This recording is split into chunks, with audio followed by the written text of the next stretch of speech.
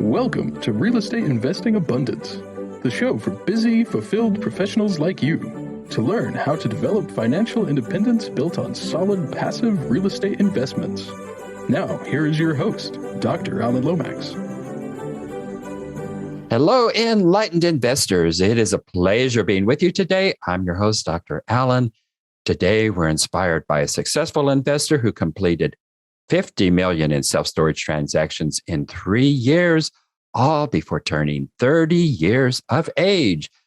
Fernando Angeluicci is a real estate professional with extensive experience in building businesses, acquisitions, and underwriting of large, complex commercial real estate equity and debt transactions spanning various markets. Asset class experience includes residential, multifamily, vacation rentals, and self-storage. Fernando, before we get into real estate investing, share a memorable experience from your formative years that helped you to be the person that you are today. Yeah, thanks for having me, Alan. I think the major formative experience I had was I was the son of 2 immigrants from Brazil, and they had kind of the old school American dream kind of planned out for me. You know, go to school, get good grades, go to college, get good grades, and then work at a company for 40 years and retire with a pension. Now, that kind of went all off the rails when I picked up a book called Rich Dad, Poor Dad when I was 16 years old. And I realized that that wasn't the course of action that I wanted to go after anymore. So that book single-handedly changed my trajectory in life and is the reason why I'm a real estate investor now. Well, interesting. Not too many people immigrate from Brazil. That's interesting in and of itself. What brought your parents to the States? Yeah, the opportunity and the American dream at the time, mid to late 80s, Brazil was going through some pretty tough, both financial and kind of social issues. So they were looking for a better opportunity for their family. Ah, okay. Well, let's get into real estate investing. And you focus on multifamily storage. So share with us the average returns that you can expect from self-storage as opposed to multifamily or other types of commercial real estate. Sure. So, there was a study done by the National Association of Real Estate Investment Trusts, and it was a study spanning almost 25, 30 years. And they found that in 1994, if you had $100,000 to invest and place it into various channels, what would that return look like today? So if you had that money and you had put it into the S&P 500, you would have experienced about a 7.5 or an 8% average return, which would mean that 100,000 would turn into about $500,000. If you went into multifamily did much better and returned about a 13.3% return, which would equate to that 100,000 being about $1.8 million today. So pretty decent. But then self-storage over that period of time returned 17.4%. Now that 4% between multifamily and self-storage may not seem like a lot, but you have to realize that 4% is a compounding rate. So that same $100,000 that you turned into 1.8 million in multifamily would be a little over $4.1 million in self-storage. So almost double the return because of that 4% compounding. And I'm sorry, what was that study again? It's from the National Association of Real Estate Investment Trusts. And They looked at the returns over a 25-year study across various asset classes. Well, that is very interesting. That is truly impressive difference there. Yeah. Also, there is the aspect of this, and I've heard this many times from self-storage investors, is this aspect of recession resilience. I've seen different studies on that, but what is your take on that? Yeah, I mean, we've experienced it multiple times now, and some mentors of mine that have been in the self-storage space much longer than I have also echoed the same sentiment. So going back to that same institution, the National Association of Real Estate Investment Trusts, they looked at the value loss across various industries between 2007 and 2009, which was our most recent recession that we saw kind of the full cycle of. And so in the S&P 500, there was about a 22% loss in value.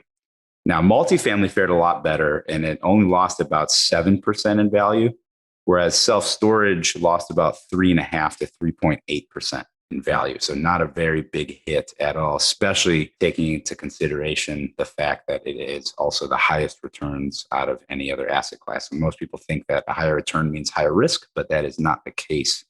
in self-storage. Now, another anecdotal piece of evidence is, this most recent recession or K-shaped recovery that we've been going through with the pandemic. TREP, which is a research firm that does research on commercial mortgage-backed securities, found that in the first 3 quarters of the pandemic, of the 1,300 loans that were made to self-storage investors, only 3 were more than 30 days delinquent. At the same time, multifamily was defaulting at a rate of 1,800% higher, 18 times the default rate of self-storage. And then we've experienced that just in our own portfolio as well. We were kind of bracing for some type of effect to come down the pipe, and actually the exact opposite happened. Our street rates went up. Our delinquencies stayed roughly the same, or in some locations actually trended down as people were shifting from moving out of cities into suburbs, going to smaller homes that they could afford. And then the return on our investments also increased as well. So time and time again, self-storage has proven to be very recession resilient. Well, impressive indeed. And it's nice to actually see the data. I hear a lot of anecdotal information here on the podcast, and it's really nice. Right. I appreciate you really bringing the data Sure. to the table. One of the greatest aspects of real estate investing is the ability to leverage. What is the difference between leveraging for multifamily, hotel, retail, and as opposed to the self-storage industry? Yeah, that's a great question, Alan. So, it all comes back down to the lender's perceived risk on that asset. And that's how they will figure out how much leverage they want to offer and also the rate.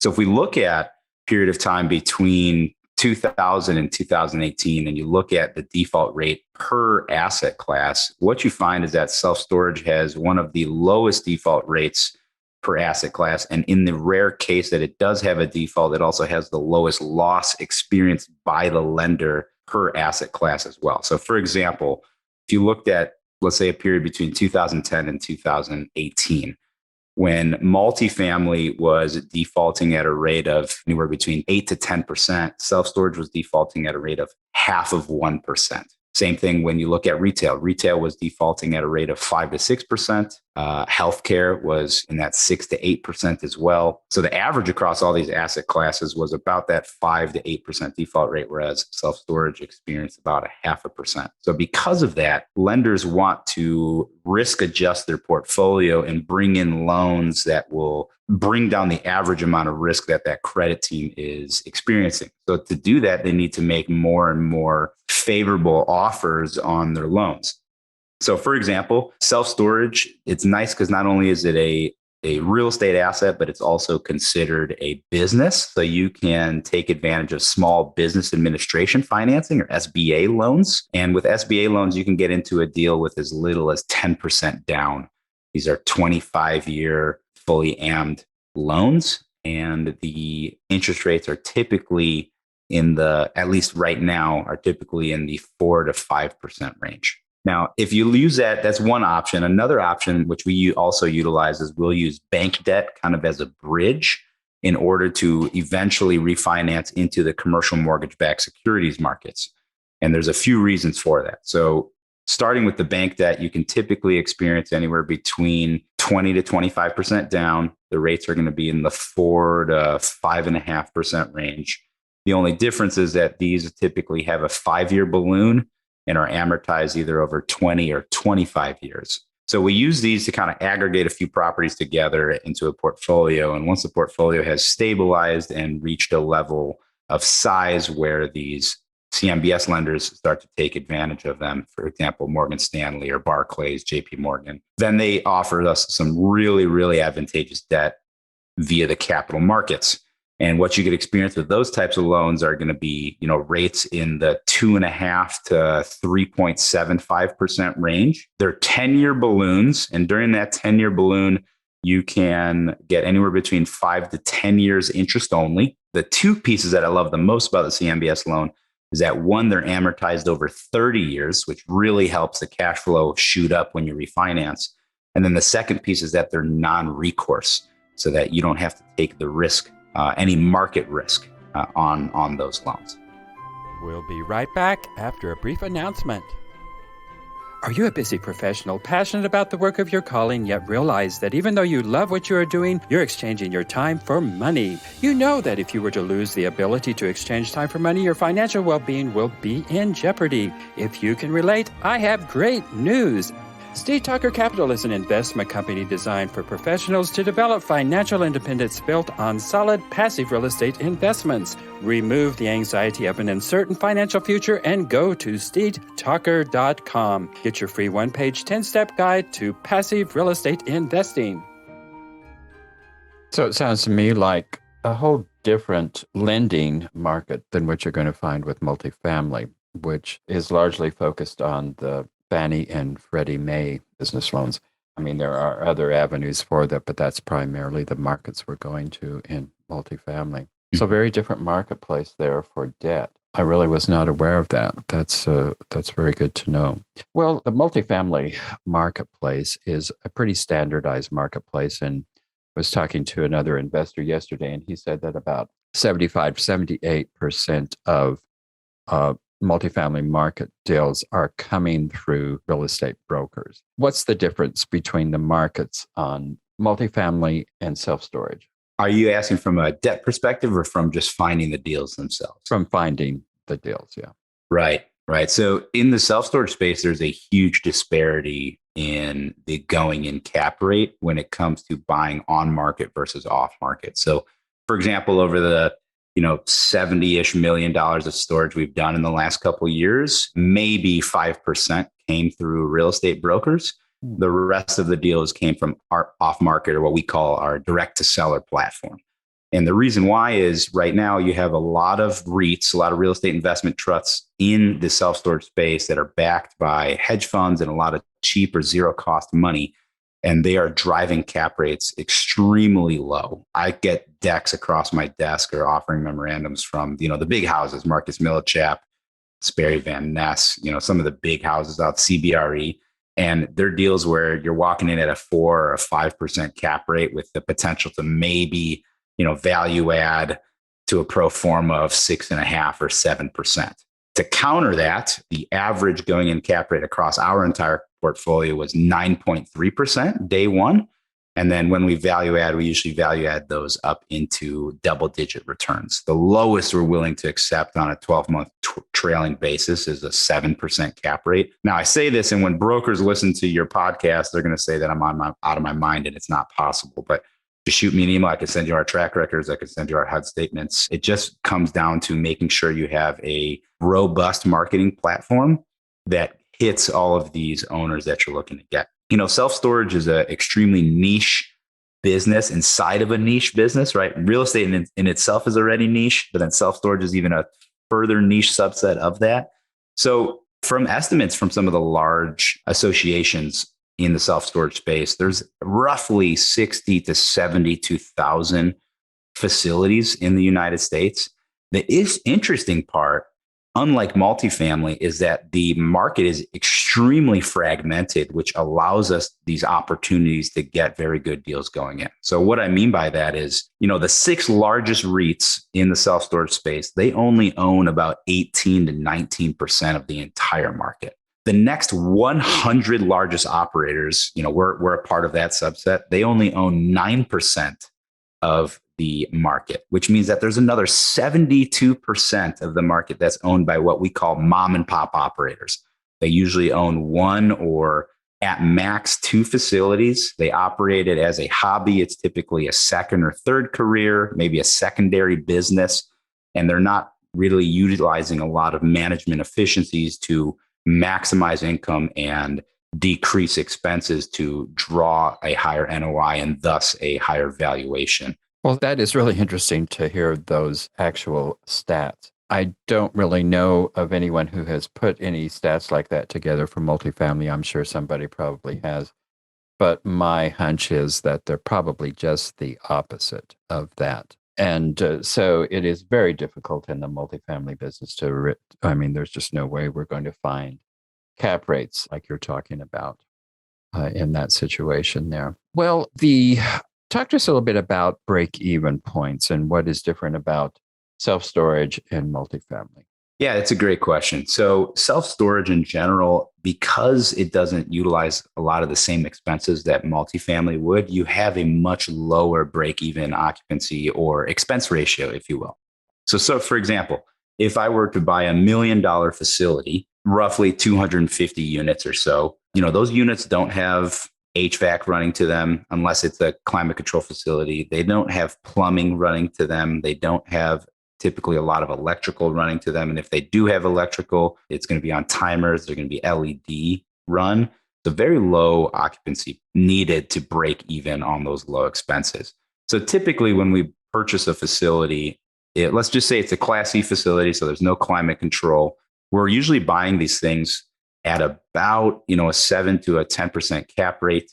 And the expense ratios on these, once we stabilize them, are in the 28 to 35% range. So for us to make sure that these things are break even from a non-leveraged point, so if we buy them in cash, we need to be at about 40% occupancy or so to break even. So very, very large threshold to take risk.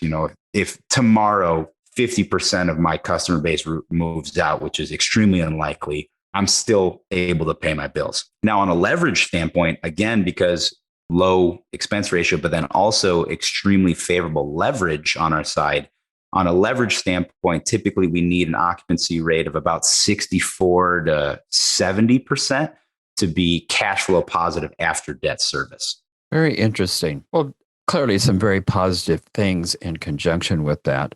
Tell us about auxiliary profit centers. What are you talking about in conjunction with that? Yeah, so self-storage, not only do you have the ability to make income off of the rent, so to speak, but there's also all of these other profit centers that you can employ in the business.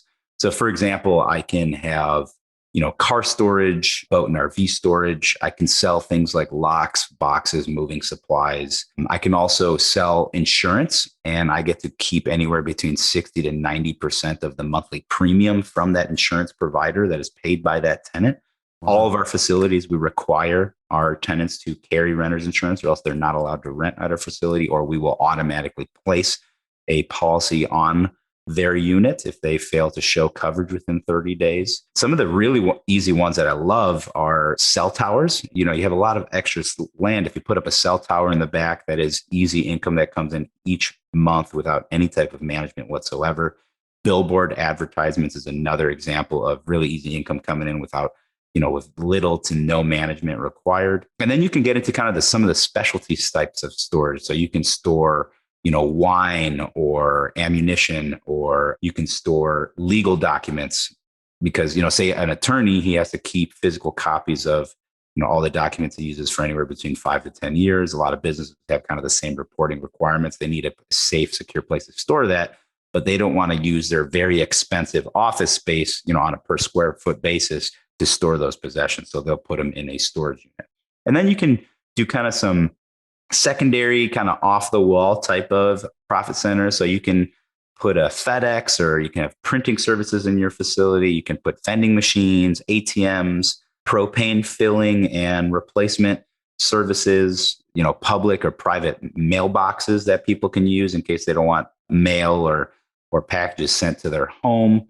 So there's all these different auxiliary services that you can put on top of the rent. And one of the things that I always tell people is the easiest way to increase your wealth is by not just increasing income from one stream, but by increasing the number of streams of income that you have coming to you.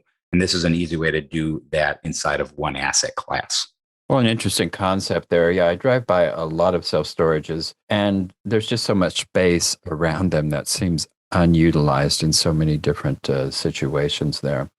So a brilliant way to expand those streams of income. Fernando, tell us how we can get in touch with you, and what is it that you have to offer our viewers and listeners? Yeah, absolutely. So I'm always willing to talk with anybody that has questions about self-storage or is interested in learning about them or investing in them. Our company does have a syndication arm where we do raise capital from high net worth accredited investors to participate in self-storage deals with us. Easiest way to get a hold of me is to either shoot me an email or give me a call on my cell phone. My email address is info@titanwealthgroup.com. selfstorage.com. Another email address that you can reach me at is info@impactselfstorage.com. And then the easiest way to get a hold of me is just to shoot me a text message or give me a call on my cell phone. That number is area code 630-408-8090. Again, that's 630-408-8090. Well, for our last question today, Fernando, share with us one of your most difficult setbacks in life, and it could be related to business or not. But how did you come through that experience, and what did you learn from that? Yeah, absolutely. So in the very beginning of my investing career, when I was in my early 20s, I was trying to chase yield on multifamily properties. And when you're trying to chase yield, typically that brings you to pretty tough, challenging areas, Class C, Class D areas. So I actually purchased a 6-unit property on the south side of Chicago in a pretty tough neighborhood. When we got the property, we found out that all of the tenants were not paying. The seller was not being forthright in the due diligence documentation. Then we had to go through a pretty severe eviction process. Chicago can take as long as 8 to 12 months to get somebody out, especially if they know all the little rules that they can employ to stay in the property as long as possible. And then when they finally were evicted, they caused quite a bit of damage, cut the electrical through the drywall, poured concrete into the plumbing, turned on all the heat, messed with the sinks and the toilets. I mean, it was almost $25,000 to $30,000 of damage per unit. So what we ended up having to do is kind of try not to be caught in that sunken cost fallacy and keep putting more money after bad money. So we ended up kind of pulling the Band-Aid off and taking our lessons with that deal. And that was one of the main catalysts that basically got me into the self-storage space. So in the self-storage space, we do not have evictions. Everything is based on lien law. So when a tenant puts their possessions in my unit, they're automatically giving me a lien against their possessions. And if they do not pay the rent, I'm able to auction off their possessions in order to recuperate lost rent. The second piece was that there isn't any turnover cost with self-storage facilities. With an apartment, I have to paint and do the carpet. And on this one, I had to replace the electrical and the plumbing and the HVAC, which cost substantial amounts of money. With a self-storage facility, really all there is concrete slab and steel walls and roof. So there's not much damage you can do to that unless you bring some type of industrial saw into the facility, which is very difficult to do without somebody noticing, let alone getting into the facility and into your unit once you're already behind because of the overlocking mechanisms that we have. So that was the catalyst that got me to sell off all of my residential holdings, both single family and multifamily, and moved away from habitation real estate into self-storage that is guided by lien law. Well, after that experience, I can certainly understand why you left multifamily. Gosh, what a horrible experience. Right. But I'm glad to see you survived that and came out on top. Well, Fernando, it's been a pleasure having you. Thanks for the fact-based information. That is truly a wonderful thing to have. I really do appreciate that. Thank you so much for being on the show, Fernando. Thanks for having me on, Alan. Thank you for tuning in to Real Estate Investing Abundance, brought to you by Steve Talker Capital, a company working for passionate professionals like you to develop financial independence built on solid, passive real estate investments. As part of our efforts to make the world a better place, Steve Talker Capital contributes to activities and organizations committed to better understand the equine. These endeavors attempt to enhance the human treatment of horses worldwide. Steve Talker Capital, working for a world where all creatures, great and small, flourish abundantly. For resources to develop your financial independence, connect with us at stevetalker.com.